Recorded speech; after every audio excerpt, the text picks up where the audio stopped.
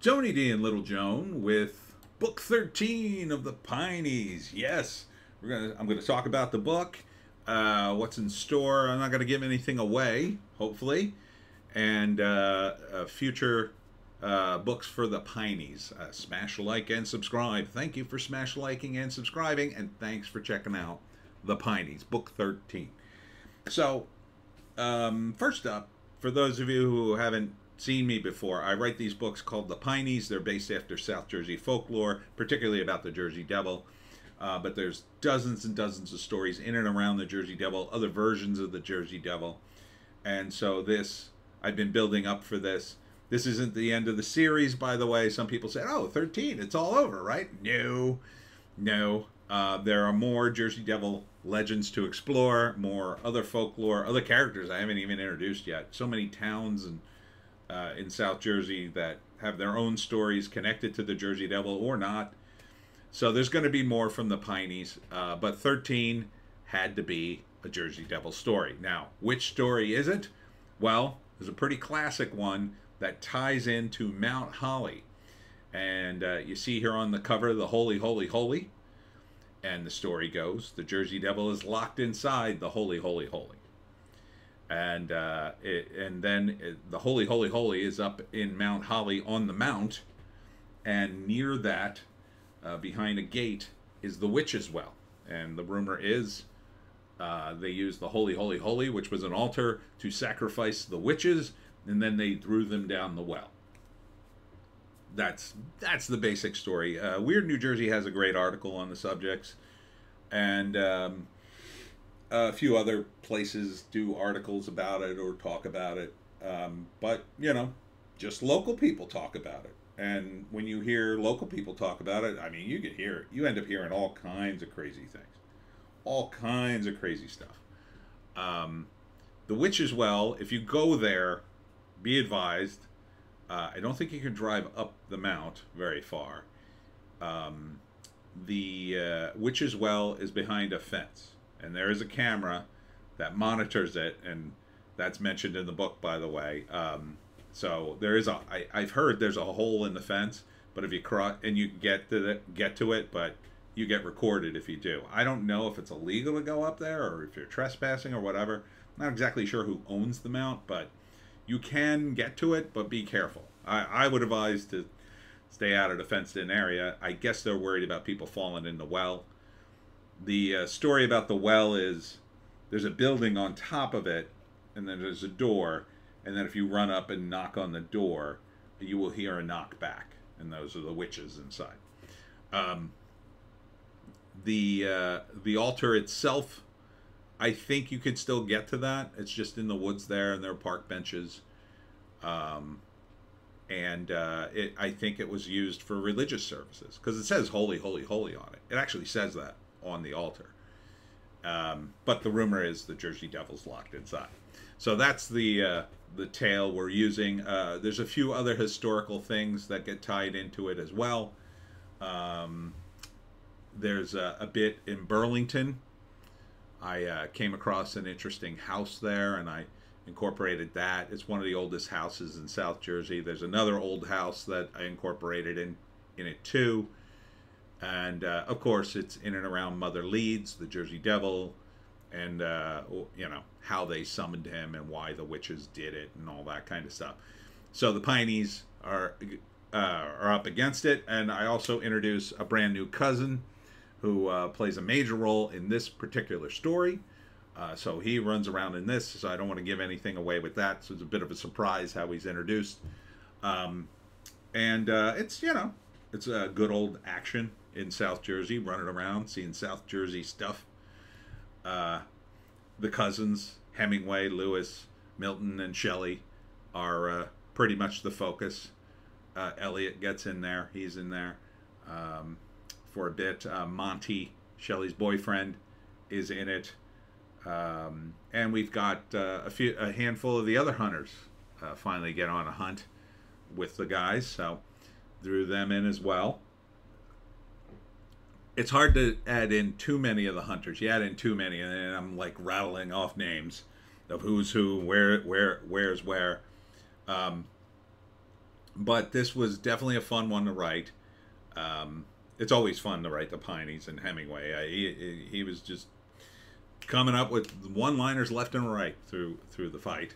I also wanted to do a story where it focused less on Hemingway a little bit. I mean, he's very much kind of the focus, but like I kind of tried to shift the perspective a little bit, so Hemingway feels a little bit more like a supporting character. He's one that kind of inserts himself into everything, but at the same time, he's not the main focus. I don't really develop his character in this one. Not really. It's more about the development of other characters. Yeah, that's about all I can say about the actual mechanics of the story. But I did enjoy sort of shifting the paradigm around a little bit. And of course, they're in the pines running around. There's a few piney events that happened. Aunt Christie's there. She does a bit, a couple of bits. And there's also an event, I won't give it away, but Hemingway calls it a Galloway family tradition, and it's based on a real story with me and my relatives. So you'll know it when you see it. We did something very similar, and we didn't get in trouble or anything, but you'll get it when you read the story. But in terms of South Jersey folklore, a lot of it is connected to Mount Holly. And Mount Holly is a very historical town in South Jersey, if you don't know. It goes back to 1677. So, yeah. And I also tied it in to, some of the older towns. Sort of threw them out, mentioned them. Mentioned Ong's Hat from the previous book. The history is really kind of starting to unfold as I read more about it. I'm already into book 14. I started the intro. I basically know where that's going and how. I totally have the ending for that one. That one, the ending's a done deal. And there's been some threads throughout the Pineys that haven't paid off yet, but please be patient. They're coming. But I really did, a few months back, somebody said to me, how many books you up to? I think it was at that point up to 11. We're working to get out 12. And he says, well, what's 13 going to be about? And I'm like, I'm not sure. And he goes, well, it has to be about the Jersey Devil, right? And I was like, oh, yeah. Yeah, 13th book has to be about the Jersey Devil. So, yeah. And then immediately I was like, oh, yeah, I got to do a Jersey Devil story. Has to be. Has to be. I'm loving the cover, of course. Vig Starmax is the cover artist from Malaysia, and he just does a fantastic job. Just does a fantastic job. Man, he really nailed it. I think we might do a T-shirt with this, so we can get it on a T-shirt. That makes sense. I think people would like a T-shirt with the Jersey Devil on it, and I think it looks good. I think it would make a cool T-shirt. I'm not quite sure, though. With T-shirts, it's a little more difficult to get the colors right and all that.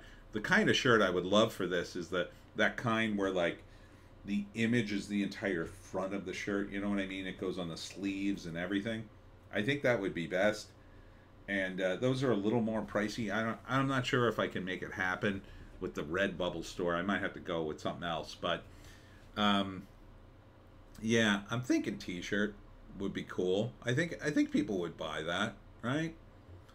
Although these days everything's so pricey, right? Everything's so pricey, you don't know. But it's going to be good. I ordered books, so you can order books now. Once again, bravo Amazon for streamlining the process. Holy cow, it's been easier with every book. It really has. I just went through and dropped everything in, and within 24 hours they were both live, I think. Yeah.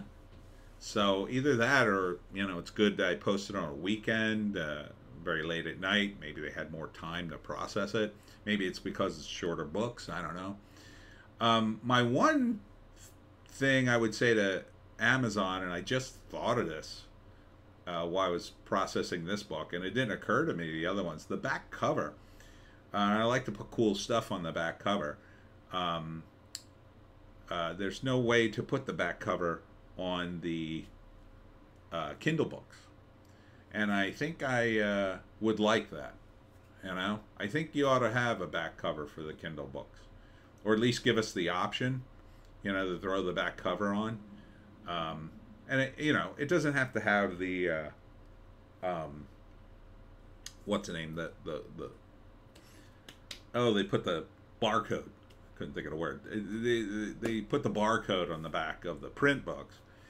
But I wouldn't necessarily need to have that. But I would like to have the picture, you know, that available for the Kindle users, because I put cool stuff on the back of the books. Now this time I put for the print book, I called it Your Guide to the Pineys, and what it is, it's just a list of the books. And I meant to do this when I was to have a sign on my table for this, but instead I said, oh, yeah, I'll just put it on the back of a book. That'll be cool. So it lists the first 13 books and the towns and various things that are, you know, mentioned in them. Mostly the towns. I focused on the towns and areas. I think I mentioned Route 9. Book 7 really only takes place in Abe's Hat and the Pine Barrens, so I could only mention that. But so I just mentioned all the towns in each book, including book 13. And so it's just a list of that, which I think it'll be fun to just have at the table so people can turn it over and I could say, oh, well, these are all the towns that are mentioned. And, you know, and then whatever explanations. Like I have to explain Ocean Haven, which isn't a real town. That's from book 5. It's a typical shore town. But it's a fun list and fun book. So if you have any questions about the Jersey Devil, this is a good video to put your questions down. I'd be happy to make a video. I get more and more data each time I go out and do an event. Somebody tells me another story. I just heard another town. There's a new town that I never heard the Jersey Devil was born there. Oh God, I already forgot it. But you know, it's just really amazing. People tell me their versions of the Jersey Devil and other monsters and whatnot. And as you do research, you hear other versions of the tale. It's also funny to, you know, read it on various different websites, because they really just a lot of times get it wrong. I was at a website, I did a search, you know, I try to use different search terms to get different results. So the other night I did a search for Mother Leeds, and a bunch of different websites came up that I had never really heard of, and a bunch of articles about the Jersey Devil that were new to me. So I started skimming through them. I think that's where I saw the new house, or the new town.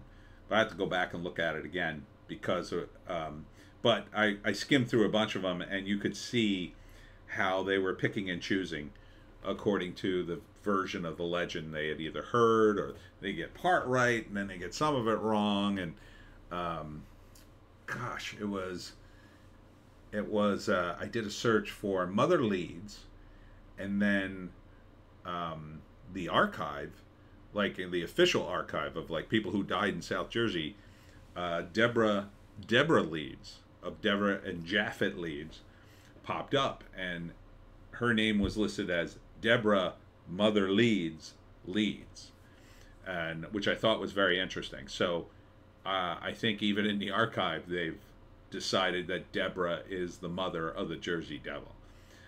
She's right for it, according to the historical record anyway, but it's just funny that I found that online.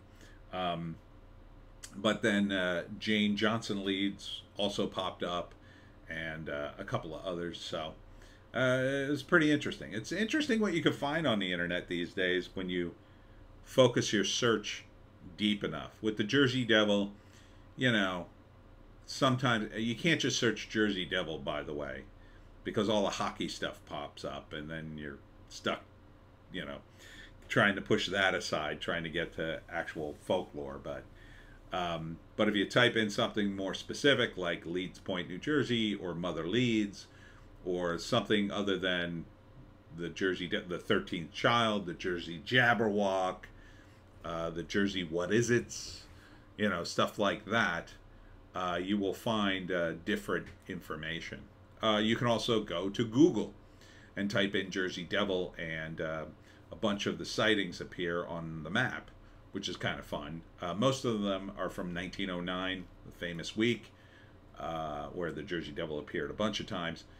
And then, you know, there's a few others all the way up until at least 1980. So it's kind of interesting. They have that space on the map. There should be more. I would love to be part of a team that would, you know, research the rest of the sightings and chart them out on a little map. I just found that recent one in 2017 I did a short on.